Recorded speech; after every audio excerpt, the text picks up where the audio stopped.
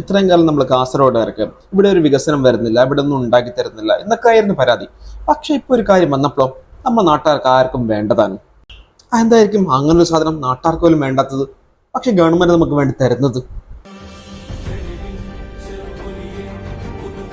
അതെ, നമുക്ക് നല്ലൊരു റോഡ് കിട്ടി, അതും 6 വരിപ്പാത. സ്വാഭാവികമായും റോഡുകൾ വരുമ്പോൾ ടോൾ പിരിക്കാനുള്ള ടോൾ ബൂത്തുകളും കൂടി വരും. ന്യായമായ രീതിയിലുള്ള ന്യായമായ എമൗണ്ട് നമ്മൾ ഇവിടെ കൊടുത്താണ് സഞ്ചരിക്കേണ്ടതും, തീർച്ചയായും. പക്ഷേ നമ്മൾ അറിഞ്ഞതുപോലെ കഴിഞ്ഞ ഏകദേശം ഒരാഴ്ചത്തോളമായി കാസർഗോഡ് കുമ്പള എന്ന സ്ഥലത്തെ നടന്നുകൊണ്ടിരിക്കുന്ന പ്രതിഷേധം എന്തിനാണെന്ന് കൂടെ നിങ്ങൾ മനസ്സിലാക്കേണ്ടതുണ്ട്. കേരള സംസ്ഥാനത്തിന്റെ അതിർത്തിയായ തലപ്പാടിയിൽ ഓൾറെഡി ഒരു ടോൾ ബൂത്ത് ഇരിക്കെ രണ്ടാമതൊരു ടോൾ ബൂത്ത് വെറും 20-22 കിലോമീറ്റർ ഡിസ്റ്റൻസിനിടയിൽ രണ്ടാമതൊരു ടോൾ ബൂത്ത് കൊണ്ടുവന്നിരിക്കുകയാണ് national authority of India. National highway rule പ്രകാരം 2 ടോൾ ബൂത്തുകൾ തമ്മിലുള്ള ഡിസ്റ്റൻസ് മിനിമം 60 കിലോമീറ്റർ ആയിരിക്കണം. പച്ചക്ക് പറഞ്ഞ ഇല്ലീഗലായിട്ട് അനധികൃതമായിട്ട് പട്ടാപ്പകൽ നട്ടുച്ചക്കൊള്ള എന്ന് തന്നെ പറയാം നമുക്കിത്.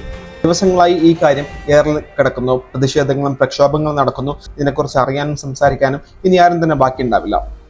ഗാന്ധിജി പറഞ്ഞതുപോലെ നിയമങ്ങൾ പാലിക്കാനുള്ളതാണ്. പക്ഷേ ഈ നിയമങ്ങൾ ജനങ്ങൾക്കെതിരെ ജനങ്ങളെ ബുദ്ധിമുട്ടാക്കുന്ന രീതിയിലുള്ളതാണെങ്കിൽ ആ നിയമങ്ങൾ ലംഘിക്കപ്പെടുക തന്നെ ചെയ്യണം.